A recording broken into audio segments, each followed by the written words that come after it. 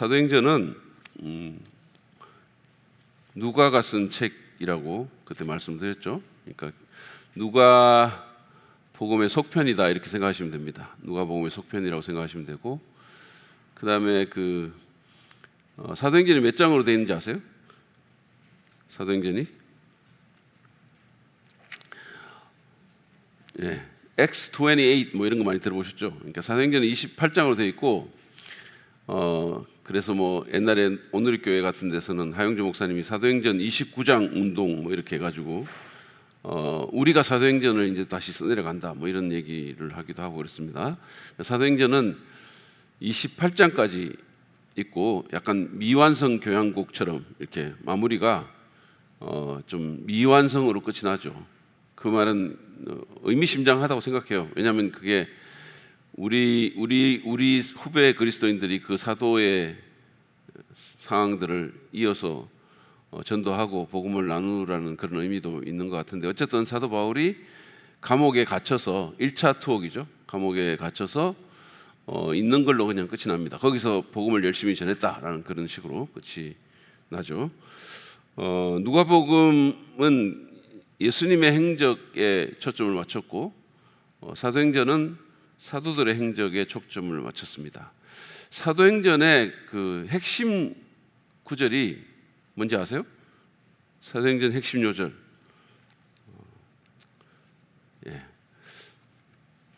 뭐 얼마나 많은 세월이 우리가 지나갔기 때문에. 근데 1장 8절이죠. 1장 8절. 사도행전 1장 8절. 여러분 다 외우시는, 오직 성령이 너에게 임하시면 너희가 권능을 받고 예루살렘과 온 유대와 사마리아 땅까지 이르러 내 증인이 되리라는 그 말씀이, 사도행전 1장 8절 말씀이 사도행전의 핵심 요절입니다. 그리고 사도행전은 그 말씀처럼 전개가 돼요.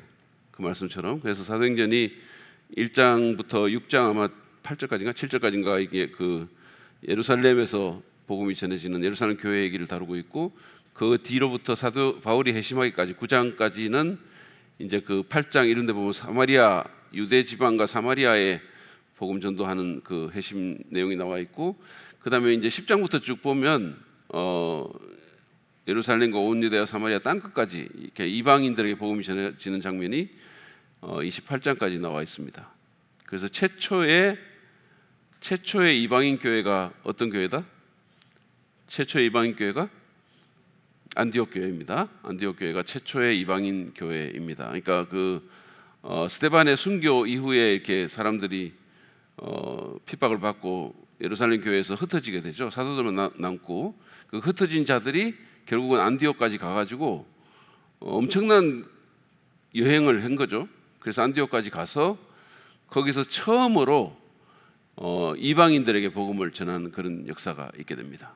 그래서 안디옥 교회가 생겨났고, 이제 사울과 바울이죠. 사울과 바나바가 1년 동안 가르치면서 교회가 이렇게 세워지게 되고, 거기서 이제 사도 바울과 바나바를 파송을 해가지고 결국은 이제 복음이 퍼져나가는 역사를 적고 있습니다. 최초의, 그러니까 이방인 교회는 안디옥 교회고, 최초의 유럽 교회는 사도 바울이 개척한 최초의 유럽 교회가 뭐라 그랬죠? 빌립보 교회입니다. 빌립보 교회. 빌립보에서 처음으로 이제 유럽 지역의 복음이, 그리스 지역이니까요, 그렇게 복음이 전해졌습니다. 그래서 그런 방식으로 이제 사도행전이 전개가 되죠. 전개가 되고 28장까지. 그래서 사도행전의 그 기록 목적은 사실은 뭐 다양한 목적이 있는데, 누가복음에 보면 누가복음에서 이제 그 데오빌로라는 사람에게, 그러니까 수신자가 같아요.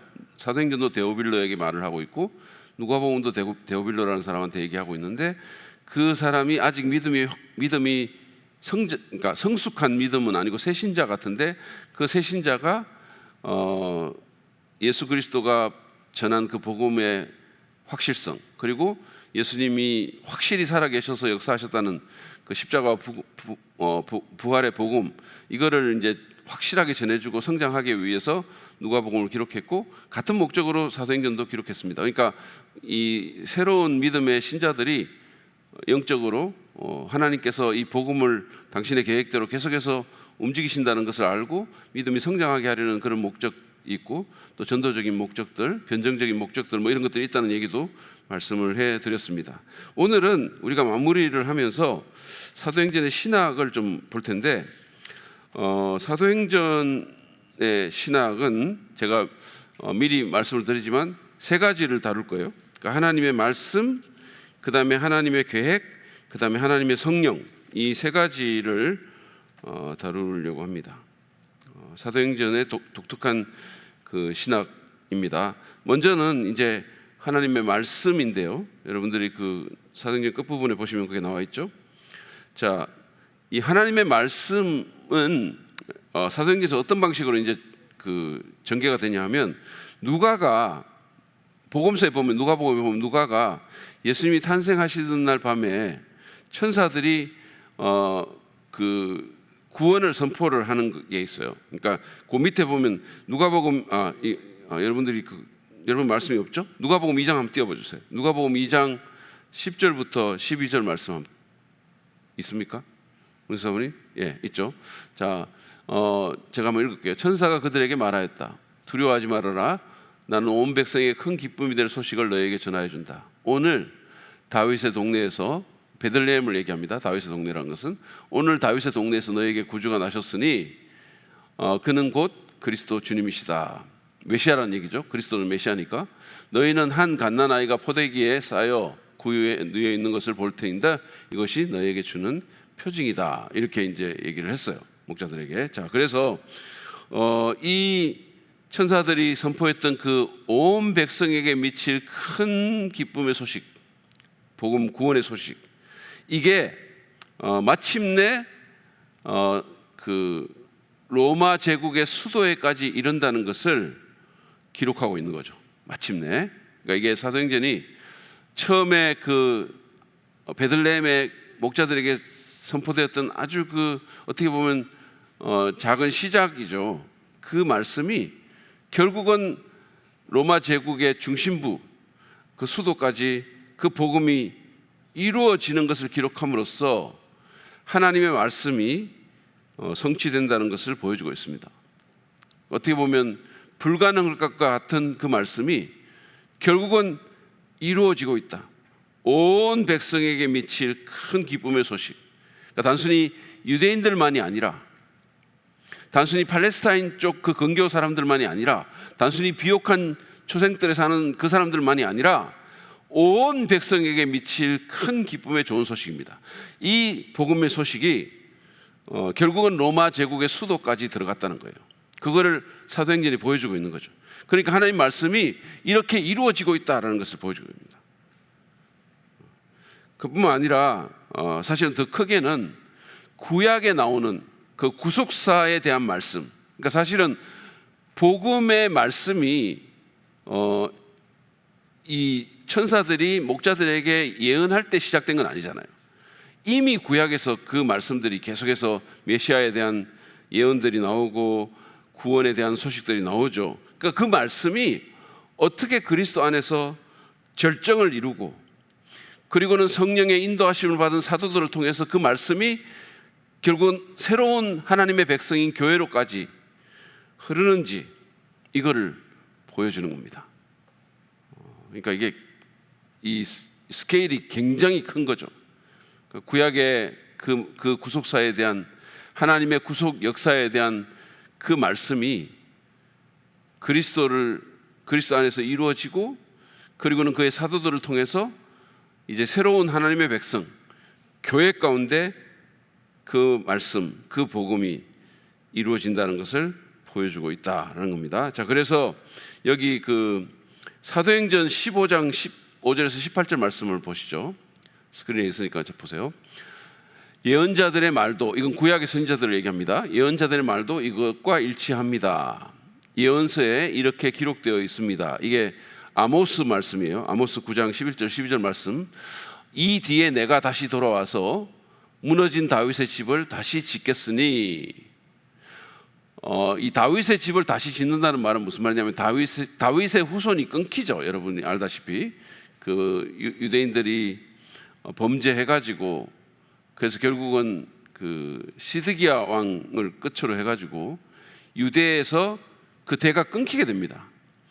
그리고는 결국은 이제 유배지로 가죠. 바벨론으로 가고, 그 바벨론이 페르시아에 정복을 당해가지고 바벨론, 페르시아, 심지어 그리스까지 이렇게 이방인들에게 퍼져 나가죠. 이 사람들이 이제 그 땅에서 못 살고, 그리고 일부는 이제 돌아와서 그 자기들의 땅을 다시 찾으면서 성전을 짓고 성벽을 재건하고 이렇게 하면서 있게 되는 거죠. 그렇지만 그 기간 동안에 결국은 다윗의 그 후손들이 끊기게 되는 거죠.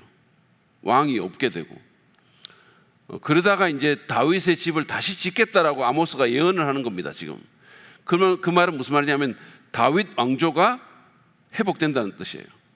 그럼 다윗 왕조가 누구에게서 회복됩니까? 예수님에게서 회복되는 거예요. 왜냐하면 예수님이 다윗의 자손이니까. 그래서 이 뒤에 내가 다시 돌아와서 무너진 다윗의 집을 다시 짓겠으니 허물어진 곳을 다시 고치고 그 집을, 다윗 왕조를 바로 세우겠다. 그래서 남은 사람이 나 주를 찾고 내 백성이라는 이름을 받은 모든 이방 사람이, 그게 누굽니까? 우리예요. 교회입니다. 내 백성이라는 이름을 받은 교회가, 이방인들이 사실은 구약 때는 하나님의 백성이 아니죠. 구약 때는 이스라엘이 하나님의 백성이고, 구약 때는 이방인들이 어떻게 하나님의 백성이 됩니까? 이게 말이 안 되는 얘기잖아요. 그런데 내 백성이라는 이름을 받은 모든 이방 사람이 나 주를 찾게 하겠다. 이것은 주님의 말씀이니 주님은 옛부터 이 모든 일을 알게 해 주시는 분이시다. 그래서 이 아모스의 이 말씀이 놀랍게 성취가 된다는 거예요. 다시 말하면 예수 그리스도를 통해서 다윗 왕조가 회복이 되고 무너진 다윗의 집이 다시 세워지게 되고, 그를 통해서 새로운 하나님의 백성, 이방인들에게 복음이 전해지고 그들이 하나님의 백성으로 세워지게 되겠다라는 것을 사도행전이 보여주는 겁니다. 그러니까 하나님의 말씀이 어떻게 이루어지고 그 말씀이 어떻게 해서 실현되는지를 사도행전이 보여주고 있다는 겁니다. 자, 그다음에 두 번째는 누가가 말씀의 능력을 강조했다는 거예요. 이 사도행전을 기록하면서 말씀이 어떻게 이루어지는가를 보여줬을 뿐만 아니라 이 말씀이 힘이 있다는 것, 말씀이 역사한다는 사실을 보여줬다는 거예요. 그러니까 교회의 성장과 교회의 그 힘이 하나님 말씀의 역동적인 활동에서 나온다라고 그는 주장을 합니다. 그래서 여러분들이 사도행전을 읽어보면 사도들이 어디를 가든지 하나님 말씀을 선포를 했고, 그 말씀이 능력으로 역사하는 거예요. 그 말씀이 사람들을 구원하고 그 말씀이 교회를 세워나가고 그렇게 하는 겁니다. 그래서 대표적인 구절을 한번 두 구절만 찾아서 읽어볼게요. 사도행전 12장 24절, 하나님의 말씀이 점점 더 널리 퍼지고 믿는 사람이 많아졌다. 그 다음에 사도행전 19장 20절입니다. 주님의 말씀이 능력 있게 퍼져나가고 점점 힘을 떨쳤다. 이렇게 말합니다. 말씀의 능력이 있다는 거예요. 다른 데 있는 게 아니라 말씀의 능력이 있다. 그 말씀이 힘을 떨쳤다. 이렇게 얘기했어요. 예전에 어떤 교회 성장에 대해서 어떤 글을 쓴 목사님이 교회들을 이렇게 보면 어떤 교회가 성장을 하는데 다양한 그런 성장 요인 이렇게 그런 것들을 얘기를 한다는 거예요. 그러니까 이를테면 이 교회는 제자 훈련으로 성장했다. 사랑의 교회가 대표적인 케이스겠죠. 이 교회는 제자 훈련으로 성장했다. 이 교회는 어린이 사역으로 성장했다. 꽃동산 교회 같은 데가 그런 거겠죠. 하여튼 다양한 어떤 트레이드 마크 같은 그 교회에 트레이드 마크 같은 게 있다는 거예요. 그래서 이 교회는 이걸로 성장했다. 이 교회는 새벽기도로 성장했다. 이런 다양한 그 성장 요인들을 얘기를 한다는 거죠. 근데 이분이 뭐라고 얘기를 했냐면, 그 말은 틀린 말이 아닌데 자기가 그 교회들을 가보고 그 목사님의 설교를 들어본 결과 가장 근본적인 요인은 말씀이 있었다는 거예요. 그 교회의 설교자가 능력 있게 말씀을 전했고, 그래서 그게 뒷받침이 되니까 그 뒷받침 아래서 제자 훈련이니 무슨 어린이 사역이니 이런 게 있어가지고 그게 나타난 거지, 사실은 그 모든 성장하는 교회의 공통점은 능력 있는 말씀 전파가 있었다. 이렇게 분석을 했어요. 그래서 말씀이 살아있는 교회, 이거는 미국에도 마찬가지예요. 여러분들이 미국에도 교회가 이렇게 건강하게 성장하는 교회들을 보면 다 거기에는 능력 있는 말씀 선포자들이 거기 있습니다. 그래서 여러분들이 교회를 얘기를 할 때, 그죠? 교회를 얘기를 할 때, 교회는 보통 그 설교자의 이름으로 알려져요. 그러니까 교회 간판이 있죠. 이를테면 뭐 사랑 믿는 교회는 간판이 있고 사랑의 교회라는 간판이 있잖아요. 근데 예전에도 우리가 사랑의 교회라고 얘기를 하기도 하지만 옥하는 목사님 교회 이렇게 얘기를 합니다. 지구촌 교회라고 말하기도 하지만 이동원 목사님 교회 이렇게 말하기도 하죠. 우리가 미국과도 마찬가지예요. 미국과도 예를 들어서 무슨 스톤 브라이어 처치라는 교회가 있지만 스톤 브라이어 처치라고 말하지 않고 척 스윈돌 목사님 교회 이렇게 얘기를 합니다. 그레이스 커뮤니티 교회라는 교회가 있지만 잔 메가더 교회 이렇게 말합니다. 그러니까 교회는 그 말씀 선포자의 이름으로 알려졌어요. 미국도 그렇고 다른 나라도 그렇고 우리나라도 마찬가지예요. 그 말은 무슨 말이냐면 물론 우리 교회는 예전에는 축구로 알려졌습니다. 옛날에 3번 교회, 제가 부임하기 전에는 3번 성서침례교회 그러면 축구 잘하는 교회 이렇게 알려졌어요. 축구 잘하는 교회. 지금은 건물 이쁜 교회 이렇게 알려졌을지 몰라요. 근데 사실은 그 교회가 정말로 건강하고 괜찮은 교회면 그 말씀으로 알려진다는 거예요. 그 교회가 말씀 전파하는 사람들, 그리고 그뿐만 아니라 제가 이렇게 보면 요즘 이제 소위 복음 운동하고 교회가 건강하게 성장하는 그런 교회들, 이를테면 저번에 왔던 정갑신 목사님 교회 같은 경우도 보면 그 설교자들의 설교뿐만 아니라 그렇게 성장하는 교회들을 이렇게 가만히 들여다보면 그 교회의 성도들이 말씀을 가까이 하는 성도들이에요. 성경 일독을 하거나 큐티 운동을 하거나 이런 교회들이 다 성장을 하는 거예요. 그래서 정갑신 목사님 교회도 거의 많은 사람들이, 거의는 아니겠지만 상당히 많은 사람들이 큐티를 해요. 그래서 우리 교회는 예전에 한번 하기도 했지만 요즘 안 하는데, 이를테면 뭐 생명의 삶이라든지 매일 성경이라든지 이런 거를 교회에서 아예 단체로 구입을 하는 거예요.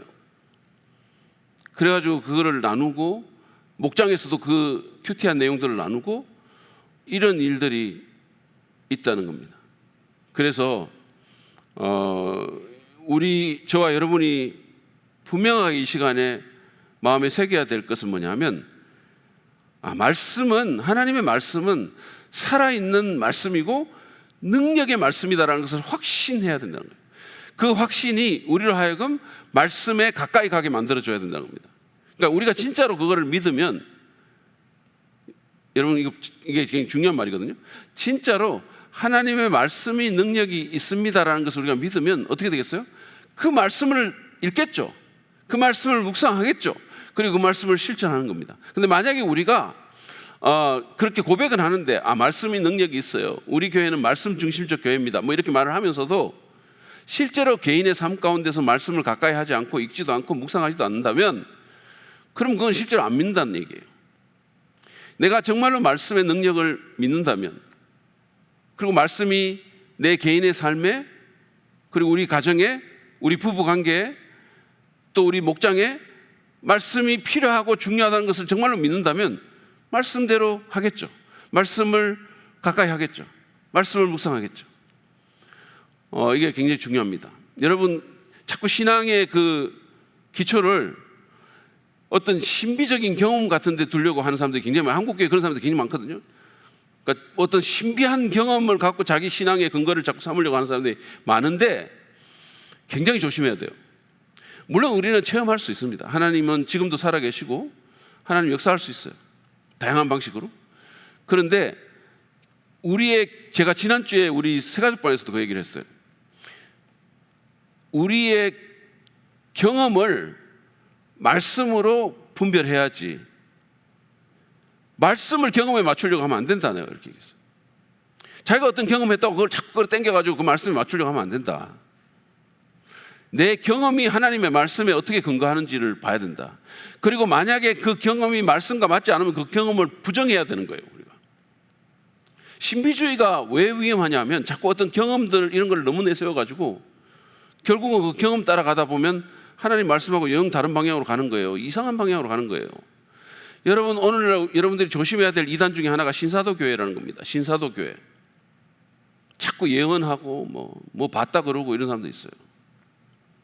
그리고 한국 교회에 이 소위 산기도 이 수도원, 그 뭐라 그러지? 기도원 쫓아다니면서 이 부흥에 중독된 분들이 있어요. 그러니까 이게 한번 뭔가 경험을 하잖아요. 그럼 마음이 막 채워지는 것 같거든. 그런데 그게 경험이 오래 갑니까? 어떤 경험이든 그게 지속적이진 않아요. 그러면 그 경험은 이제 처음에는 아무리 황홀했다 하더라도 그 경험이 지나가면 이제 슬슬 기억에 사라지고 없죠. 그럼 어떻게 되겠어요? 그러면 그 황홀한 경험을 또 찾기를 원하는 거죠. 그러면 거기 또 쫓아가는 거예요. 근데 이게 중독 증세가 있어가지고, 여러분 쾌락도 마찬가지인데 사람이 쾌락을 쫓아가다 보면 쾌락에 중독이 되죠. 그러면 처음에 내가 경험했던 그 쾌락으로는 만족이 안 돼요. 그래서 점점 자꾸만 더 자극적인 것을 찾죠. 그래서 사람이 망가지는 거예요. 이 마약도 문제가 뭐냐 하면, 처음에 어떤 일정 양의 마약을 하잖아요. 그러면 그걸 자꾸 하다 보면 그게 더 이상 채워지지 않아. 그럼 어떻게 되죠? 양을 늘리고 더 독한 거를 찾고, 그러다 보면 어떻게 돼요? 사람이 점점점 거기 빠져가는 거예요. 그러고는 그걸 하다가 보면 그게 또 안 되면 그보다 더 독한 것, 더 많은 것, 이런 걸 찾다가 결국은 망가지고 결국은 목숨까지 잃는 거예요. 죽는 거예요. 락 하는 가수들, 이 마약하다가 죽은 사람들 굉장히 많거든요. 다 그런 패턴이에요. 그런데 이게 기도원 쫓아다니는 사람들에게도 나타나는 거예요. 자꾸 자극적인 걸 찾는 거죠. 자꾸 어떤 새로운 경험을 찾는 거야. 그러다 보니까 그게 경험에 중독되고, 그러니까 더 큰 걸 찾고, 더 이상한 걸 찾고, 더 자극적인 걸 찾고, 그러니까 거짓 교사들 쫓아다니고, 우리가 보면 너무 이상한 짓을 하고 있는 거예요. 망가지는 거죠. 영혼이 망가지는 거예요. 그래서 어쨌든 제가 하나님께서 우리에게 어떤 체험을 허락하시지 않는다는 말을 하는 게 아니에요. 할 수 있어요. 그런데 그것이 말씀에 기초해야 된다. 말씀으로 평가받아야 된다는 거예요. 그게 굉장히 중요한 거고, 그리고 우리 신앙의 기초가 말씀 위에 있어야 된다는 겁니다. 그게 우리로 하여금, 그게 자극적이진 않지만 우리를 지속적으로 변화시키는 요인이 된다는 거예요. 그래서 어떤 분이 예전에 이 주제하고 연관이 있긴 있을 것 같아요. 제가 볼 때는. 그래서 말씀을 드리는데, 예전에 어떤 기독교 리더십이라는 잡지가 있어요. 미국에 나오는 잡지인데, 그 리더십이라는 잡지에 어떤 분이 기고를 해가지고 설교 무용론 같은, 설교가 뭐가 그렇게 꼭 필요하냐, 이런 식으로 이제 설교 무용론에 대한 기고를 했어요. 그랬는데, 그러면서 그분이 뭐라고 얘기했냐면, 아니 나는 설교를 그렇게 많이 들어도 뭘 별로 변화되는 것 같지도 않고, 그 다음에 더 중요한 거는 지난주에 설교를 들은 게 뭔 설교인지도 모르겠다, 이렇게 얘기를 한 거예요. 그런데 그 설교를 왜 자꾸 들어야 되냐, 지난주에 내가 들은 것도 모르겠는데, 그 목사님은 그 설교 준비하려고 얼마나 애를 썼을지 모르겠지만 나는 기억도 안 난다, 이렇게 얘기를 한 거죠. 약간 뜨끔하세요? 지금 3일 지났는데 예? 기억도 안 난다. 그랬는데 그 다음 호에 거기에 대한 반박들이 계속 올라온 거예요. 근데 그 중에 하나가 뭐냐 하면, 제가 좀 오래돼가지고 기억이 가물하지만 이런 거예요. 나는 지난주에 먹었던 밥이 무슨 밥이었는지 생각이 안 난다는 거예요. 어떤 분이 나는 지난주에 먹었던 밥이 무슨 밥인지 생각이 안 난대. 그 생각 안 나요. 여러분 일요일날 아침에 뭐 먹었는지 생각나세요? 잘 안 나죠. 점심은 생각나. 국수 먹었으니까 점심은 생각나겠지만, 그러니까 나는 지난주에 집밥 먹었는데 무슨 밥을 먹었는지 모르겠, 반찬이 뭔지 기억 안 난다는 거예요. 그렇다고 내가 그러고 뭐 밥 먹고 갑자기 막 근육이 불끈 솟고 막 이래가지고 막 항월경에 빠지고, 나 그러지도 않았다. 그렇다고 밥을 안 먹어도 되냐? 밥이 필요 없냐? 내가 지금 수십 년 살아있는 것은 그 밥 때문이다, 이렇게 그분이 쓴 거예요. 그게 나를 항월경에 빠뜨리거나 무슨 이상한 경험을 하게 만들거나 그러지는 않지만, 그리고 그 먹은 밥이 뭔지 생각도 안 나지만, 그러나 만약에 내가 그 밥이 없었으면 지금 내가 있었을까? 그분이 그렇게 쓴 거예요.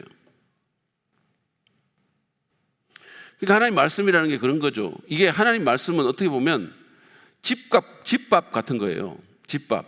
이게 뭐 우리로 하여금 무슨 항월경에 빠지고 이상한 체험을 하게 하고 막 늘 그렇게, 사람이 그러면 못 살아요. 늘 항월하면 어떻게 살겠어요? 그런데 그게 없으면 못 살죠. 집밥 같은. 어떤 분은 또 이렇게 비유를 하게 됐어요. 이거는, 말씀은, 설교는 체험제 같은 것이 아니고 비타민 같은 거다, 이렇게 얘기했어요. 비타민 같은 거. 비타민 C 한 번 먹는다고 무슨 막 그럽니까? 항월기에 빠지고 막 힘이 갑자기 나고 이러지 않잖아요. 그런데 그걸 꾸준히 복용하면 그게 우리한테 뭔가를 주잖아요. 그래서 어쨌든 깊고 지속적이고 건강한 영향력을 미치는 것은 하나님 말씀이다. 그러므로 말씀에 뿌리를 내려라.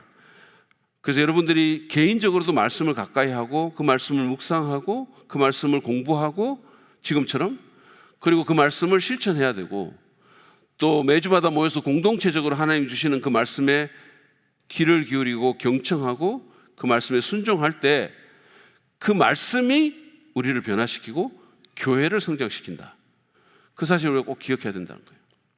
오케이? 자, 그 다음에 하나님의 계획입니다. 사도행전의 신학 두 번째는 하나님의 계획이에요.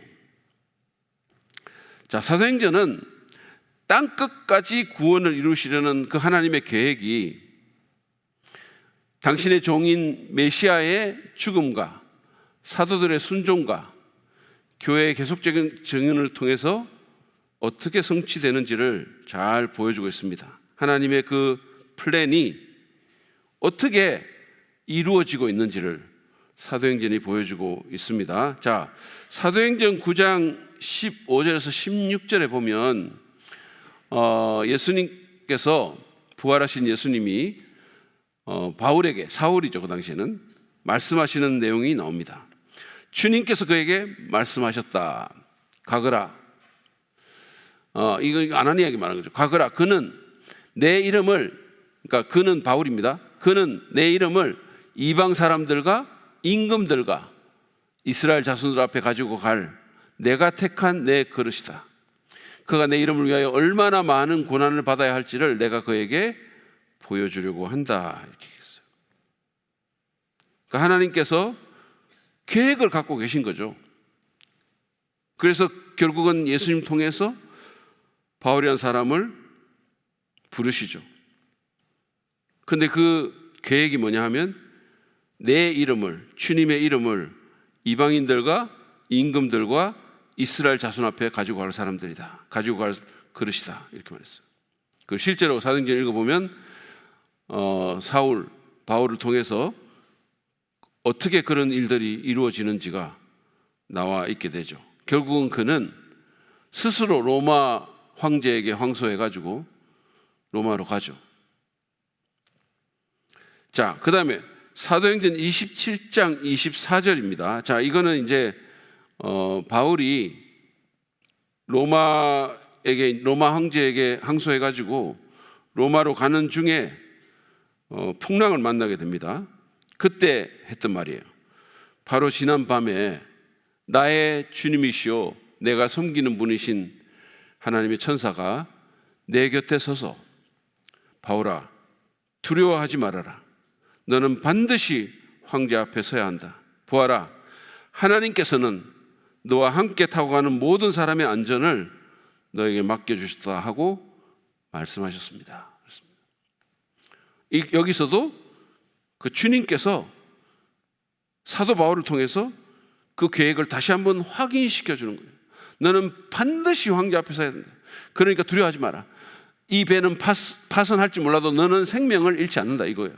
그러니까 아무도 생명을 잃지 않는다. 심지어는 그렇게 말했죠. 모든 사람의 안전을 너에게 맡겼다, 이렇게 했어요.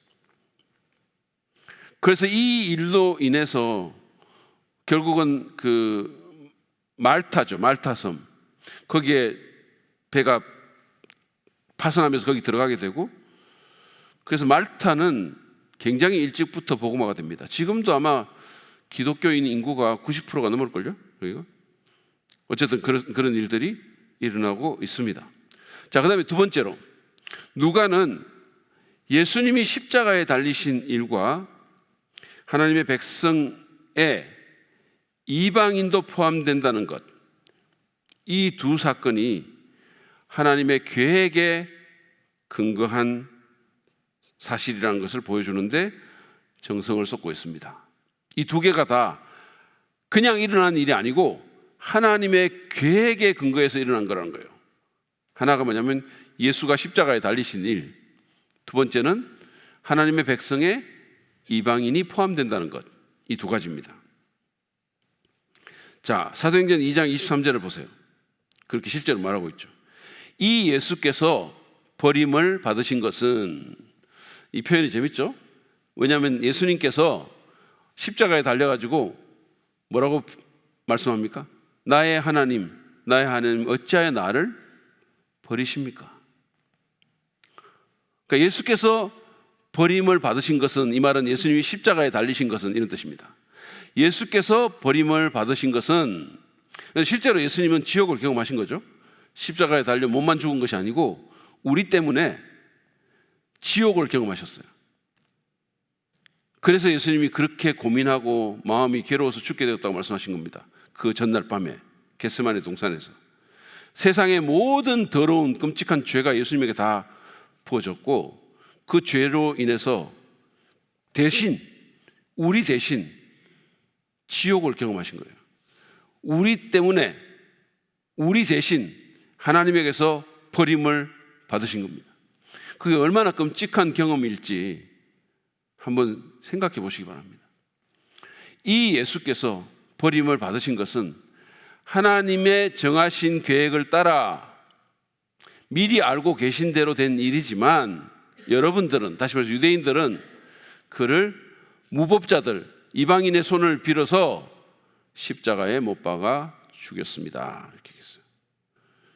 그러니까 예수님이 죽은 게 그냥 순교가 아니라는 얘기예요. 어떤 정치적인 소용돌이에 갑자기 예수님이 휘말려가지고 그래서 죽은 것도 아니라는 겁니다. 그런 것처럼 보일 수 있지만, 아니면 무슨 예수님이 막 혁명하다가 실패한 그런 것도 아니라는 겁니다. 예수님의 죽음은 이미 계획된 하나님의 계획을 따라 된 것이다 하는 거예요. 그 사실을 말을 하고 있죠. 그래서 자꾸 우리가 예수님의 그 죽으심을 순교로 생각하시면 안 돼요. 예수님 죽으심 순교가 아닙니다. 예수님은 우리를 위해서 대속적 죽음을 죽으신 거예요. 아시겠어요? 대속의 죽음. 우리 대신 아버지의 계획에 따라서, 우리를 구원하시려는 그 계획에 따라서 우리 대신 스스로 목숨을 던지신 거예요. 이 순교 프레임은 어디서 나오는 거냐면 자유주의 신학에서 나오는 거예요. 그러니까 예수님이 사랑의 순교를 당하셨다, 뭐 이런 식으로 말도 안 되는 소리를 합니다. 근데 사실은 그게 아니고 예수님은 스스로 우리 대신 목숨을 버리셨습니다. 그게 굉장히 중요한 거예요. 우리 대신이라는 말이 거기 꼭 들어가요. 우리 죄를 위해서 죽으신 거죠. 자유주의 신학은 그 대속의 개념을 부인한다는 거예요. 그 사실을 여러분 꼭 아시기 바랍니다. 대신 죽었다. 왜냐하면 자유주의 신학은 인간의 죄성을 부인하거나 아주 가볍게 여기기 때문에 예수님이 굳이 우리 죄를 위해서 죽을 필요가 없는 거예요. 그냥 하나님의 사랑이 이긴다, 이렇게 얘기하는 거예요. 그게 끝인 거죠. 근데 그게 아닙니다. 우리는 지옥 가서 마땅한 죄인이고 우리 스스로 이 죄의 문제를 해결할 수 없기 때문에 예수님이 우리 대신 우리 죄를 위해서 죽으신 것입니다. 대속의 죽음. 그 대속의 죽음이 아버지의 계획에 따라서 된 것이다 라는 거고, 그 다음에 사도행전 13장 47절 보시죠. 주님께서 우리에게 명하시기를 내가 너를 뭇 민족의 빛으로 삼았으니, 사도 바울을 얘기하죠. 내가 너를 뭇 민족의 빛으로 삼았으니 그것은 네가 땅 끝까지 구원을 이루게 하려는 것이다 하셨습니다. 그래서 자, 이 인용된 글은 이사야서 49장 6절의 말씀이에요. 49장 6절. 그러니까 사도 바울이라는 그 사도를 통해서 땅 끝까지 구원을 이루고 뭇 민족, 이스라엘 민족이 아니라 뭇 민족도 주님께 오게 만들려고 했던 것은 하나님의 오랜 계획이었다는 거예요. 갑자기 그렇게 된 게 아니라는 거죠. 그래서 우리가 사실은 신약 성경을 여러분 읽다 보면 비밀이라는 말이 나오거든요. 비밀, 뭐 영광의 비밀이다. 뭐 이 비밀은 뭐 이런 비밀들이라는 말이 나오죠. 근데 이 비밀이 미스테리온이라는 단어예요, 헬라어로. 거기서 영어로 미스테리가 나온 거예요. 그런데 이 비밀이라는 말은 성경에서 전에 감추어졌던 것을 보여주는 것, 이런 뜻입니다. 전에는 감추어졌는데 이제 보여지는 것, 이게 비밀인데, 신약 성경을 읽다가 이 비밀이라는 말이 나오면 두 가지예요. 하나는 뭐냐면 예수님이고, 그러니까 예수님, 하나님의 아들이 십자가에 달려서 죽는 게 그게 비밀이고, 또 하나는 뭐냐면 교회가 비밀인 거예요. 교회가 비밀이라는 말은 무슨 뜻이냐면 하나님의 백성 가운데 이방인들이 들어온다는 거예요. 그게 비밀인 거예요. 그게 예전에는 감추어졌다가 지금 확 드러나게 된 거예요. 예전에는 그게 예언되어 있긴 했지만 그런 일들이 없었죠. 꿈도 못 꿨죠. 그런데 놀랍게도 예수님 십자가로 말미암아 유대인과 이방인들이 함께 하나님을 예배하고 찬양하고 함께 형제요 자매가 되는 겁니다. 이게 비밀이라는 거예요. 이것이 하나님의 계획에 근거했다는 거죠. 이것이 놀라운 것이라는 거예요. 그래서 여러분, 교회는 사실은 이게 지금은 우리가 뭐 어떻게 보면 한국이라는 사회 가운데서 우리는 굉장히 단일 민족이 강한 사회니까 이방인과 무슨 유대인 또는 한국인과 다른 다민족 이런 종류의 공동체가 이루어져 있지는 않죠. 그렇지만 실제로 초대교회 때는 그런 공동체가 이루어졌잖아요. 이거는 굉장히 충격적인 일이었고, 왜냐하면 서로가 서로를 너무너무 질시하고 차별하고 서로 싫어하고 이랬는데 그 사람들이 함께 뭉쳐가지고 한 교회를 이룬다? 한 공동체를 이룬다? 같이 밥을 먹는다? 있을 수 없는 일이 그때 일어난 거죠. 그런데 한국에서는 처음에 교회가 들어왔을 때 그런 일들이 있었다고 합니다. 그건 뭐냐 하면 양반과 쌍놈이 한 교회에 한 하나님의 자녀, 한 형제 자매로 서로를 존중하는 그런 일이 있게 됐다는 거죠. 그러니까 이게 놀라운 거죠. 사실 기적이죠. 그러니까 지금은 그러면 우리가 어떻게 해야 되냐면, 지금은 더 이상 우리가 물론 우리 안에 지금 우리 성서침례교회 안에도 저 거제도에 있는 교회 같은 경우에는 늘푸른 교회인가? 그 교회는 그 외국인 목장이 있어요. 외국인 목장이 있어가지고 네팔 사람들이 같이 예배를 드리고 서로 이렇게 사랑해주고 이런 일을 합니다. 우리 교회도 그런 일이 일어났으면 좋겠어요. 근데 어쨌든 간에 설사 그렇지 않다 하더라도 우리 안에서 적어도 무슨 지방색 갖고 서로를 질시하고 나누고 정치적인 견해로 서로를 분열시키고 이런 일이 있어서는 안 된다는 거예요. 그게 있으면 그건 교회가 아니다라는 거예요. 그건 교회가 아니다. 또는 무슨 학벌이라든지 무슨 다른 어떤 사회적인 배경이라든지 어떤 특별한 종류의 사람들이 높임을 받는다든지 이런 일이 있으면 그건 교회가 아니다. 이거. 특별 대우를 받는다든지. 예전에 그리고 어떤 사람을 배제시킨다든지. 예전에 제가 미국에 있을 때 달라스에 실제로 있었던 일이에요. 그 교회가 서울대 연대 출신들이 대부분이었었어요. 그 교회가. 그래가지고 교회 이름이 있는데 사람들이 그 교회를 뭐라고 불렀냐면 서연교회라고 불렀어요. 서연교회. 그게 교회입니까? 서울대 연대 출신이 아니면 못 들어가는 교회예요. 그리고 실제로 누가 오면 왜 오지? 뭐 이런 식이에요. 여기 왜 와? 이런 거죠. 그게 교회입니까? 그 교회에서 어떤 특별한 사람들이 대접받고, 이 사람 공부 많이 한 사람들이니까, 이 사람들은 무슨 상류층이니까, 이거는 교회의 정신을 완전히 부정하는 거다. 뭐 상갑하니까, 아니 무슨 오리지널 성침이니까, 뭐 이런 말도 안 되는 이런 거를 우리가 배격해야 된다. 교회는 그런 데가 아니다. 어쨌든 우리는 지금 그런 것들이 너무 아무렇지도 않게 여겨지지만, 최초의 교회는 혁명이었다. 이방인과 유대인이 함께 손잡고 서로를 형제자매로 받아들이고 함께 예배드리는, 이것이 세상에 정말로 놀라운 장관을 연출했고, 그것이 복음을 더 매력적으로 만드는 요소가 됐다.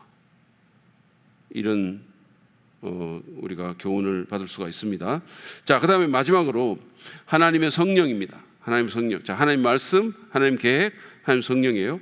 자, 누가복음과 사도행전에서 성령의 역할을 설명을 합니다. 강조를 해요. 그러니까 누가복음도 성령이 굉장히 많이 강조되어 있어요. 뭐 성령으로 충만했다든지 이런 말도 굉장히 많이 나옵니다. 근데 사도행전도 그래요. 그래서 이제 누가복음에는 그러면 성령의 기름 부음을 받는 대상이 누구냐 하면 예수님이죠. 예수님에게 성령이 임하십니다. 주의 성령이 내게 임하셨으니. 그래서 이제 성령의 기름 부음이 예수님에게 임했던 것처럼 사도행전에는 교회에 성령의 능력이 부여됩니다. 예수님께서는 누가복음에는 예수님이 성령의 능력으로 기적과 이적을 행하시고, 사도들도 사도행전에서 성령의 능력으로 사람들을 치유하고 놀라운 일들을 행합니다.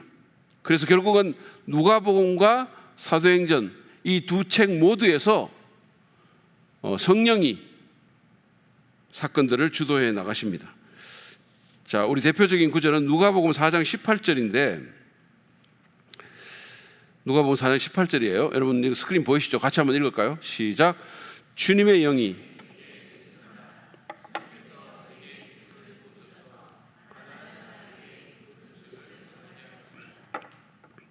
네. 자, 여기 보면 예수님께서 이제 주님의 영이 내게 내리셨다 이렇게 했어요. 주의 성령이 내게 임하셨다. 그 다음에 뭐가 나옵니까? 내게 기름을 부으셨다 이렇게 했죠. 그래서 예수님께 성령을 정말 물 붓듯이 부으신 거예요. 그래서 그 성령의 능력으로 주님이 사역을 하셨다는 거예요. 저는 이거를 보면, 물론 예수님이 성육하신 하나님이시지만, 성육했기 때문에 그런 일이 있겠지만, 어쨌든 예수님이 하나님의 아들임에도 불구하고 그분이 사역을 성령의 힘을 더디고 하셨다면 우리는 얼마나 더 그래야 되겠나라는 거예요. 우리가 어떻게 내 육신의 힘으로 사역할 수 있겠냐. 우리가 얼마나 성령의 그 능력을 사모해야 되겠냐. 주님, 내가 오늘 목장 모임을 합니다. 주의 성령으로 저를 충만케 하옵소서. 우리가 그냥 일반적인 상식으로 일어나지 않는 일들이 우리 모임 가운데 일어나게 하여 주옵소서.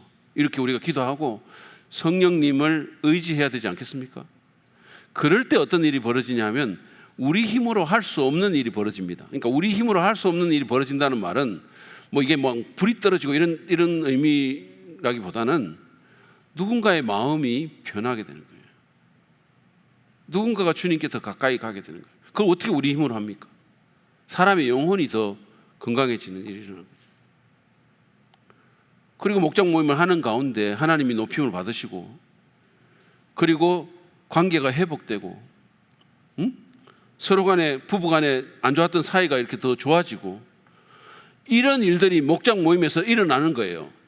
그래야 그게 성령이 역사하는 거예요. 근데 뭐였는데 부부간 사이 더 나빠지고 목장 모임하면서 부부끼리 싸우고, 아니 그러면 그게 어떻게 그게 주님의 일이 일어나는 거냐고. 물론 과정 가운데서 그런 일이 일어날 수는 있어요. 과정 가운데서. 그러니까 여러분, 우리가 기도해야 되는 거예요. 그냥 매주마다 목장 모임 한다고, 2주마다 한 번씩 한다고, 그냥 뭐 늘 하는 거지 뭐 이런 게 아니고, 그러면 그거는 그냥 육신대로 가는 거예요. 목자가 제일 뭐 열심히 기도해야 돼. 목원들도 같이 기도해야 돼. 하나님, 우리가 모이는데 이게 세상 모임이 아니지 않습니까? 이 아까운 시간에 우리가 모이는데 그냥 모여가지고 서로 비난하고 욕하고 세상 얘기하다가 허전하게 끝나는 게 아니라 정말로 하나님 놀라운 주님만이 하실 수 있는 일이 우리 모임을 통해서 일어날 수 있게 도와주세요. 내 영혼이 더 건강해지고 깨어진 관계가 회복되고 서로를 받아들이고 서로 친밀해지고 서로 마음이 충만하게 되는 일들이 우리 가운데서 일어날 수 있도록 도와주세요. 내 힘으로는 할 수 없습니다. 성령님, 저를 충만케 하옵소서.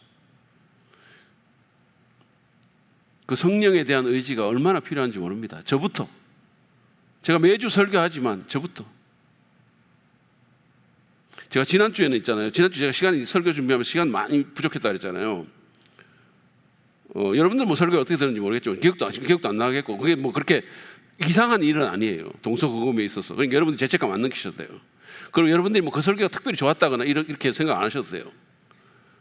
그런데 저는 하여튼 상처받지 않기로 결심했으니까 어쨌든. 그런데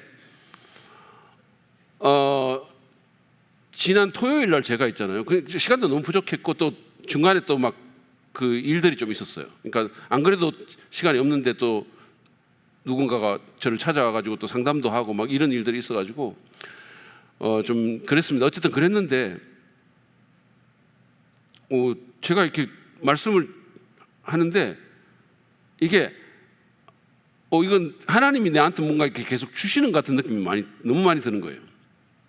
그래서 내가 어떤 생각이 드냐면, 정말로 하나님이 나와 함께 하신다, 이런 생각이 설교 준비하면서 들은 거예요. 하나님이 나와 함께 하신다. 그리고 제가 있잖아요, 이거는 그냥 간증인데, 저는 제가 언제 하나님이 나와 함께 하심을 제일 많이 느끼냐면 설교 준비할 때 제일 많이 느껴요. 하나님이 나와 함께 하신다. 어떻게 이런 생각이 나지? 갑자기? 아니면 어떻게 이런 걸 내가 갑자기 찾게 됐지? 이런 거 있잖아요. 여러분, 성령이 우리를 인도하셔야 됩니다. 그래서 늘 성령 충만 정말 기도해야 돼요. 김영주 자매가 1년 기도 제목 적어내라 그러면 매번 그걸 적어. 성령 충만, 목사님 성령 충만, 우리 가족 성령 충만, 늘 그거 적어내거든요. 근데 사실은 그게 그냥 구호가 아니고 정말로 우리가 구해야 되고 사모해야 되고 기도해야 되는 겁니다. 어떤 일을 하든지, 그게 어떤 일이든지 간에. 자, 그다음 사도행전 2장 1절부터 4절 말씀 한번 또 보겠습니다. 같이 한번 읽어보죠. 시작. 오순절이 되어서 그들은 모두 한 곳에 모여 있었다. 그때 갑자기 하늘에서 세찬 바람이 부는 듯한 소리가 나더니 그들이 앉아있는 온 집안을 가득 채웠다. 그리고 불길이 솟아오를 때 혓바닥처럼 갈라지는 것 같은 혀들이 그들에게 나타나더니 각 사람 위에 내려앉았다. 그들은 모두 성령으로 충만하게 되어서 성령이 시키는 대로 각각 방언으로 말하기 시작하였다. 그래서 이것이 기점이 돼가지고 결국은 3,000명이 구원받는 역사가 일어나는 거예요. 근데 여기서 말하는 이 방언은 요즘 하는 무슨 막 울랄라가 아니고 샬랄라 하여튼 그런 게 아니고 한 번도 배우지 못한 외국어를 의미해요. 한 번도 내가 접하지도 않고 배우지도 못했던 외국어입니다. 그래서 그 뒤에 보면 사도행전 2장에 보면 그게 분명히 외국어임을 알 수 있게 돼요. 우리가 들은 이 말이 그 국가 이름이 나와 있어요. 지역 이름이 나와 있어요. 이 말 아니냐 이렇게 돼 있어요. 그러니까 요즘 소위 말하는 천국의 말 그런 게 아니고 한 번도 배우지 못한, 듣지도 못한 그런 외국어를 초자연적인 성령의 능력으로 할 수 있는 은사, 그게 방언입니다. 그게 지금 일어난 일이에요. 그래서 왜냐하면 그들이 다 외국에서 왔잖아요. 오순절 이 명절을 맞아가지고 다 순례하러 외국에서 왔기 때문에 그 사람들에게 이 말을 한 거예요. 그리고 결국은 복음을 전하게 된 것입니다. 자, 그 다음에 두 번째로 사도행전은 또 성령의 능력뿐만 아니라 성령의 예언적인 활동에 집중합니다. 성령의 예언적 활동. 그래서 이 사도들을 통해서 뭔가 예언을 하기도 하고 사도들을 이끌기도 해요. 그래서 증언하도록 뭔가 말씀을 하도록 사도들에게 용기를 줄 뿐만 아니라 사도들을 인도하는 역할을 합니다. 사역 방향도 인도합니다. 성령이 인도하시는 거예요. 대표적인 구절들 또 한번 읽어보죠. 사도행전 4장 31절 말씀입니다. 자, 보세요. 그들이 기도를 마치니, 이거는 이제 다시는 예수의 이름을 말하지 말라는 이제 위협을 받고, 그러고 이제 베드로와 요한이 와가지고 그 얘기를 전하니까 이게 위기죠. 정권 차원에서 예수 이름으로 말하면 너희들 안 좋아, 너희 스승처럼 죽을 거야, 이런 거잖아요. 위기죠, 사실. 교회가 와야 될 수도 있는 거예요, 어떻게 보면.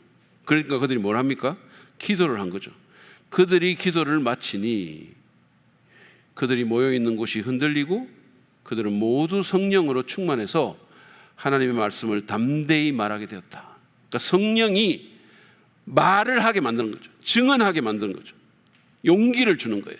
담대히라는 말을 주목하십시오. 담대히. 우리가 사실은 어떻게 보면 이게 좀 이해될 수 있는 것이 뭐냐면, 코로나 시절에 정부에서, 이건 이제 경우는 좀 다릅니다. 어쨌든 정부에서 못 모이게 했잖아요. 숫자까지 정했잖아요.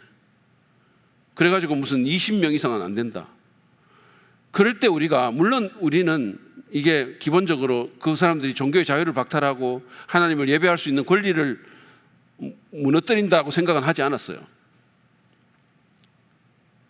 그리고 우리 자신은 또 주님의 사랑을 실천하기 때문에 이게 전염되는 병이기 때문에 협조한다, 그런 차원으로 했지만, 그럼에도 불구하고 정부가 나서가지고 예배하는 인원 막 찾아가지고 점검하고 이랬을 때 좀 위축되는 게 사실이었거든요, 사실은. 위축되는 게 사실이었다고. 근데 여러분 생각해 보세요. 이때는 그렇게 민주적인 정부도 아니었잖아요. 그런데 이런 위협을 받으면 얼마나 움츠려들었겠어요. 못 모일 수도 있죠. 근데 그들이 했던 방식은 뭐다? 위축되는 대신에 뭐를 했다? 기도한 거예요. 기도하니까 성령이 그들에게 용기를 준 겁니다. 그들이 모두 성령으로 충만해서 하나님 말씀을 담대하게 전했다, 이렇게 용기를 준 거예요. 용기를 준. 우리가 겁이 많을 수 있는데 성령이 우리에게 용기를 줄 수 있다는 거예요. 두 번째로 사도행전 13장 2절 3절을 읽겠습니다. 그들이 주님께 예배하며 금식하고 있을 때 성령이 그들에게 말씀하셨다. 안디옥 교회입니다. 너희는 나를 위해서 바나바와 사울을 따로 세워라. 내가 그들에게 맡기려 하는 일이 있다. 그래서 그들은 금식하고 기도한 뒤에 두 사람에게 안수를 하여 떠나 보냈다. 자, 안디옥 교회는 최초의 이방인 교회였고 굉장히 중요한 교회였죠, 그런 면에서. 근데 그 교회에 가장 중요한 리더 두 사람, 여러분 그 앞에 보면 5명의 리더의 이름이 나오는데 바나바가 제일 먼저 나와요. 그러면 바나바가 담임 목사라는 뜻입니다. 수석 리더라는 얘기예요. 그리고 제일 뒤에 사울이 나옵니다. 그것은 사울이 제일 어떻게 보면 늦게 합류했다는 의미도 있을 수 있지만, 근데 여러분이 알다시피 사울은 하나님께서 택한 그릇이잖아요. 그러니까 어떻게 보면 가장 젊을 수 있고 가장 늦게 합류할 수 있지만 가장 잠재적인 가능성이 큰 리더죠. 그러니까 이 두 사람을 교회에서 외국으로 선교사로 보내는 거예요. 그러면 그 교회로서는 얼마나 큰 마이너스입니까? 그잖아요. 그런데 성령이 그걸 시킨 거죠. 그렇게 하라고. 그리고 순종해서 그들이 나가는 겁니다. 자, 사도행전 16장 6절에서 7절도 보시죠. 아시아에서 말씀을 전하는 것을 성령이 막으심으로 그들은 부르기아와 갈라디아 지방을 거쳐가서 무시아 가까이 이르러서 비두니아로 들어가려고 하였으나 예수의 영이 그것을 허락하지 않으셨다. 자, 이거는 2차 전도 여행 때인데요. 2차 전도 여행 때 사도 바울의 목표가 뭐였어요? 여러분, 2차 전도 여행을 떠났을 때 사도 바울의 목표가 뭐였냐 하면 1차 전도 여행 때 가서 이렇게 전도했던 곳을 다시 가서 돌아보고 그들의 믿음을 굳건히 하자라는 게 목표였었어요. 그래서 그들이 소아시아 지역으로 들어가가지고 여기 말한 것처럼 이렇게 원래 갔던 데를 가려고 했는데 성령이 막았다 이렇게 얘기했어요. 성령이 막았다. 그래서 결국은 이제 코스를 바꿔가지고 다시 이렇게 저쪽 그 서해안 북쪽으로 가는데 그것도 허락하지 않았다 이렇게 얘기했어요. 그래서 결국은 어떻게 되죠? 그날 밤에 마케도니아인의 환상을 보고 유럽으로 건너갑니다. 그러니까 완전히 사역 방향이 완전히 바뀌게 되는 거예요. 왜냐하면 성령이 그렇게 인도했기 때문에. 저는 이거를 참 놀랍다고 생각해요. 왜냐하면 사람이 있잖아요.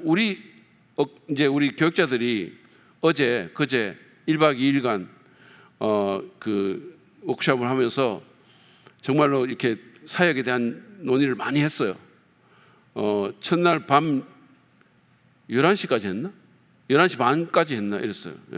다들 눈들이 막 이러고 이러는데 또 했어요. 어쨌든 했는데 이렇게 열심히 뭔가 계획을 세웠는데 완전히 다 틀어버리면 우리가 그거 하기 쉽겠습니까? 저는 쉽지 않을 거라고 생각해요. 그런데 사도 바울은 순종하죠. 성령에 순종합니다. 그래서 어떤 일이 일어나죠? 유럽의 교회가 세워지게 되는 거예요. 빌립보 교회가 세워지고 데살로니가 교회가 세워지고 그런 놀라운 일들이 일어나게 되는 겁니다. 그래서 우리가 여러분 사역할 때, 삶을 살 때도 마찬가지고 사역할 때도 마찬가지. 우리가 성령 충만을 얘기를 했는데 성령 충만이라는 게 어떤 의미냐 하면 성령의 지배를 받는다는 의미가 있어요. 그러면 항상 우리가 좀 뭐에 열려 있어야 하냐면 성령의 인도하심에 열려 있어야 돼요. 나는 이렇게 생각했지만, 나는 이걸 계획했지만 성령이 나를 이끄시면 기꺼이 바꾸겠습니다. 이런 유연함이 필요한 거예요. 이 융통성이 필요한 겁니다. 하나님, 나는 원래 이렇게 하려고 했는데 성령께서 다르게 인도하시면 지금 이렇게 이끄시는 것 같은데 그러면 제가 거기로 가겠습니다. 순종하겠습니다. 내 고집을 꺾겠습니다. 내 생각을 내려놓겠습니다. 우리 교회도 마찬가지예요. 교회도 공동체적으로 어떤 계획이 있고 여러분 있잖아요. 그 어떤 규칙도 있을 수 있어요. 그런데 하나님께서 뭔가를 바꾸라고 하시면 하나님, 교회가 기도하고 하나님 그 말씀대로 가겠습니다. 하나님은 우리 교회의 관습보다, 우리 교회의 규칙보다, 누군가의 생각보다 더 크신 분입니다. 우리가 그렇게 가야 하는 게 성숙한 교회라는 거예요. 자, 그 다음에 세 번째, 사도행전의 여러 중요한 곳에서 성령이 사람들에게 임하십니다. 자, 성령은 능력을 주실 뿐만 아니라 성령은 인도하시고 그 다음에 성령이 임하십니다. 실제로 베드로의 오순절 설교 때 반응한 사람들에게 성령이 임하셨고 회심한 사마리아인에게 성령이 임하셨고 고넬료와 그의 가족들에게도 성령이 임하십니다. 자, 오순절 설교 때 반응한 사람들은 유대인들이었고요. 물론 이제 외국에 갔다가 들어온 유대인들이 대부분이었지만 유대인들이었고, 그 다음에 사도행전 8장에는 사마리아 사람들이고 고넬료는 이방인입니다. 로마 사람이에요. 그러니까 온 예루살렘과 온 유대와 사마리아와 땅끝에서 성령이 임하십니다. 개인에게 임하시는 거예요. 사람들에게. 그런데 이 성령을 받는 것은 구약 성경을 읽어보면 마지막 날에 나타날 하나님 백성의 표지 중에 하나예요. 그래서 에스겔서 36장에도 보면 그 새로운 영을 부어주고 새로운 마음을 주신다. 새 언약을 얘기하면서 그런 얘기가 나와요. 마지막 때. 그래서 우리가 예수님 오신 후로부터는 종말이라고 얘기를 하는 겁니다. 자, 사도행전 2장 38절을 보세요. 베드로가 대답하였다. 회개하십시오. 그리고 여러분 각 사람은 예수 그리스도의 이름으로 침례를 받고 죄 용서를 받으십시오. 그리하면 뭐를? 성령을 선물로 받을 것입니다. 그래서 그날 3,000명이 구원받고 성령을 선물로 받았습니다. 그래서 그것이 그때 당시에 가시적으로 나타난 게 뭐냐면 외국어를 하는 거예요. 그들이 그 외국어를 한 겁니다. 이거는 여러분 지금은 우리가 성경이 완성됐죠. 정경이라고 합니다. 66권, 구약 39권, 신약 27권. 그래서 66권의 정경이 완성이 됐어요. 그런데 그 당시에는 신약 성경이 완성되기 전이잖아요. 그러니까 이 사도들이 행하는 사역의 권위가 명확하게 드러나 있지 않죠. 그래서 하나님께서 그들을 통해서 이적과 기사를 행하게 하신 거예요. 그들을 통해서 방언이 나가게 하신 거예요. 그런 일들을 통해서 이게 하나님이 하시는 일이구나라는 것을 증거하는 일을 한 거죠. 자, 어쨌든 간에 그래서 그 3,000명에게 성령이 임했습니다. 사도행전 8장 15절 17절에 보면 이제 그 사마리아 사람들 두 사람은 내려가서 베드로와 요한이죠. 이 두 사람이 내려가서 사마리아 사람들이 성령을 받을 수 있게 하려고 그들을 위하여 기도하였다. 사마리아 사람들은 주 예수의 이름으로 침례만 받았을 뿐이요 그들 가운데 아무에게도 아직 성령이 내리시지 않았던 것이었다. 그래서 베드로와 요한이 그들에게 손을 얹으니 그들이 성령을 받았다. 자, 이거는 제가 설명을 좀 해야 될 것 같아요. 이거는 여러분들이 좀 잘 보십시오. 그 구절을 좀 띄워놓고 계세요. 여기 보면 이제 사마리아 사람들이 예수를 믿었어요. 예수님을 영접합니다. 그래서 사마리아 사람들이 여기 중간쯤 보면 주 예수의 이름으로 침례를 받았다 이렇게 돼 있죠. 그 말은 사마리아 사람들이 예수를 믿었다는 거예요. 복음 듣고 예수 믿었어요. 그런데 아직 그들에게 성령이 내리지 않았다는 거예요. 성령이 내리지 않았다. 좀 이상하죠? 이상하지 않으십니까? 여러분들 아무 생각이 없이 그냥 이렇게 있으니까 이상하지 않은 거예요. 이게 이상한 거, 왜 이상하냐면 우리가 예수를 믿으면 어떻게 돼요? 성령이 우리에게 오시죠. 예수를 믿으면 우리가 성령을 받습니다. 그래서 성령이 우리 안에 내주하시는 거예요. 누구든지 물과 성령으로 거듭나지 않으면 하나님 나라에 들어갈 수 없다 그랬잖아요. 그리스도의 영이 없으면 그리스도의 사람이 아니다 그랬잖아요.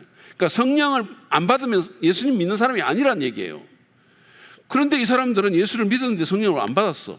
이게 뭐지? 자, 여기서 문제가 생기는 거죠.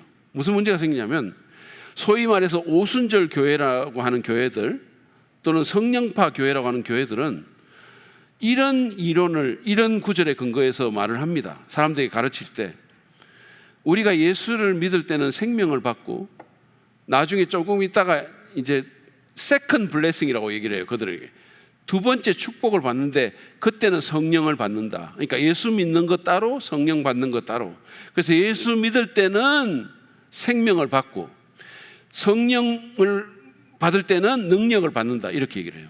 그리고 그 능력의 증거로 방언을 한다 이렇게 얘기를 합니다. 그 사람들이. 그래서 그 오순절 교회에서는요 방언을 안 하면 전도사로 가지도 못해요. 왜냐하면 능력이 없는 사람이니까. 그런 얘기를 합니다.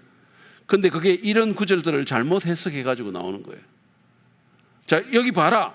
이 사마리아 사람들은 예수 믿고 침례까지 받았는데 성령 못 받지 않았느냐. 그래서 결국은 예루살렘에서 사도들이 가서 안수해가지고 성령 받지 않았느냐 이렇게 말을 하는 거예요. 자, 이걸 제가 설명을 해드릴 테니까 잘 들으세요. 이게 어떤 경우냐 하면 이때는 제가 말씀드렸죠.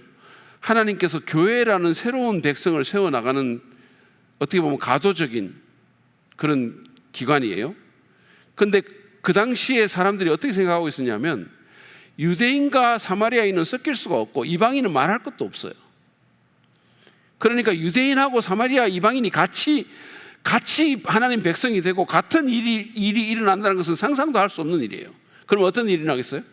그러면 유대인들이 여전히 사마리아 사람들을 차별하고 여전히 이방인들 차별하는 일이 있겠죠. 예수를 설사 믿는다 하더라도. 그러니까 여러분 보세요. 이 구절 잘 보세요. 그들이 예수를 믿었어. 사마리아 사람들이 예수를 믿었어.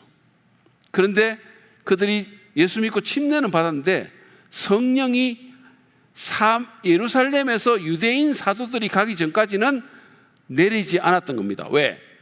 유대인들이 가서 자기들과 똑같은 일이 그들에게도 일어나는 것을 보기 전까지는 그런 일이 없었다는 거예요.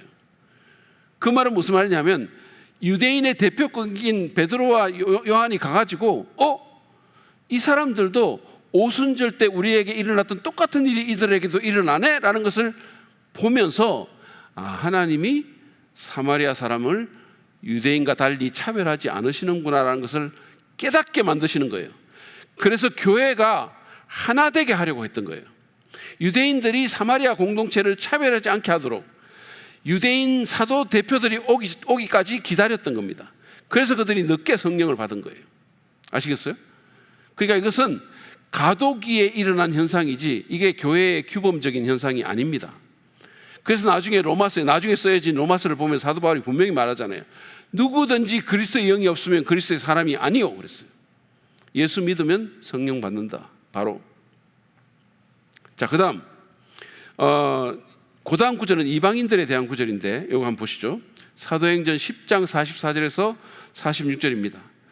베드로가 이런 말을 하고 있을 때 그 말을 듣는 모든 사람에게 성령이 내리셨다. 이거는 이제 이방인들입니다. 할례를 받은 사람들 가운데서 믿게 된 사람으로서 베드로와 함께 온 사람들은 이거 굉장히 중요해요. 자, 이 사람들은 유대인입니다.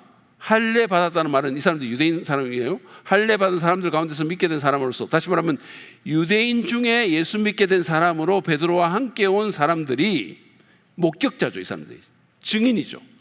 이방 사람들에게도 성령을 선물로 부어주신 사실에 놀랐다. 그들은 이방 사람들이 방언으로 말하는 것과 하나님을 높이 찬양하는 것을 들었기 때문이다. 자, 여기도 사도행전 8장에서 사마리아 사람들에게 일어났던 일이 똑같이 일어난 거예요.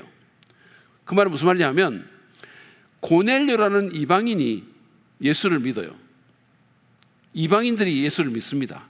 그런데 그 이방인들이 예수를 믿는데 성령이 내리는 것, 다시 말하면 오순절 때 유대인들에게 일어났던 똑같은 일이 그들에게도 일어나는 것이 유대인들의 증인 목격 가운데서 일어났다는 거예요. 이게 굉장히 중요한 거예요. 유대인들이 보는 앞에서 이런 일이 일어났다는 겁니다. 왜냐하면 유대인들이 이방인들을 더 이상 차별하지 못하게 하려고. 그래서 여기 보면 놀랐다 그랬잖아요. 이방인들이 그걸 자기들과 똑같이 성령을 선물로 주시는 것에 놀랐다 이렇게 얘기했어요. 그래서 어떻게 됩니까? 그래서 그때부터 교회가 더 이상 예전에 유대인과 이방인의 어떤 무슨 분리, 적대, 우월 이런 것들이 없게 된 거예요. 그래서 서로 합쳐지게 만들려는, 교회가 하나 되게 만들려는, 다시 말하면 이방인과 유대인을 하나님의 한 백성으로 만들려는 하나님의 계획 가운데 이런 일이 일어났다는 거예요. 이게 굉장히 중요한 겁니다. 그러니까 오순절 주의자들이 말하는 것처럼 오늘 이거를 마치 규범적으로 삼아가지고 오늘날도 예수 믿으면 생명 얻고 그리고 좀 있다가 성령 받아서 방언한다 이렇게 말하는 것은 잘못된 가르침이에요. 잘못된 가르침입니다. 사도행전을 잘못 해석했기 때문에 그런 일이 일어나는 거예요. 이것은 하나님께서 교회를 하나 되게 하려는, 사마리아인과 이방인과 유대인이 다 한 공동체 안에서 한 하나님을 함께 찬양하게 하려는 하나님의 배려 가운데 일어난 일이다라는 사실을 기억하실 필요가 있다라는 거예요. 아시겠죠? 자, 그래서 그런 오순절 때 일어났던 똑같은 일이 유대인들의 목격 가운데서 사마리아와 이방인들 사이에서 일어났다라는 겁니다. 자, 마지막 구절 하나 읽고 오늘 공부 마치겠습니다. 사도행전 15장 7절부터 9절 말씀이에요. 형제 여러분, 여러분이 아시는 대로 하나님께서 일찍이 여러분 가운데서 나를 택하셔서 이방 사람들도 내가 전하는 복음의 말씀을 듣고 믿게 하셨습니다. 그리고 사람의 마음속을 아시는 하나님께서는 우리에게 주신 것과 같이 그들에게도 성령을 주셔서 그들을 인정해 주셨습니다. 하나님께서는 그들의 믿음을 보셔서 그들의 마음을 깨끗하게 하시고 우리와 그들 사이에 아무런 차별을 두지 않으셨습니다. 지금까지 제가 설명했던 것을 베드로가 지금 말하고 있는 거예요. 그래서 이 성령의 역사 가운데 교회가 하나 됐다. 굉장히 중요한 일이라는 거예요. 더 이상 누구를 차별하고 뭐 인종 차별 혐오가 일어나고 이러지 않았다. 아시겠어요? 그래서 적용은 성령으로 충만함을 받을 때 우리는 능력을 얻게 될 뿐만 아니라 하나님의 인도하심을 받게 될 것이고, 그뿐만 아니라 교회가 하나 되게 된다. 관계가 회복되게 된다라는 거예요. 그러니 우리가 성령의 충만을 구해야 되겠습니까? 안 되겠습니까? 되죠. 당연히 되죠. 어쨌든 간에 그래서 우리가 오늘 마무리를 하면서 여러분, 오늘 사도행전의 신학, 하나님의 말씀, 하나님의 계획, 하나님의 성령, 이 세 가지를 다뤘는데 특별히 주의 성령으로 하나님 우리를 충만케 하셔서 우리 힘으로 살고 우리 힘으로 신앙생활을 하지 않도록, 우리 힘으로 사역하지 않도록 도와주옵소서. 우리 그런 마음으로 함께 좀 기도하면서 주님 앞에 나아갑시다. 함께 기도하시겠습니다.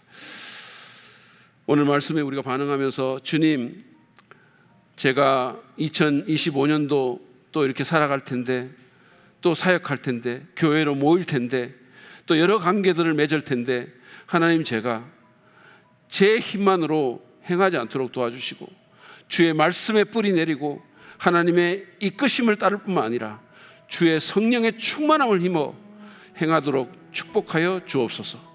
간절히 기도합니다.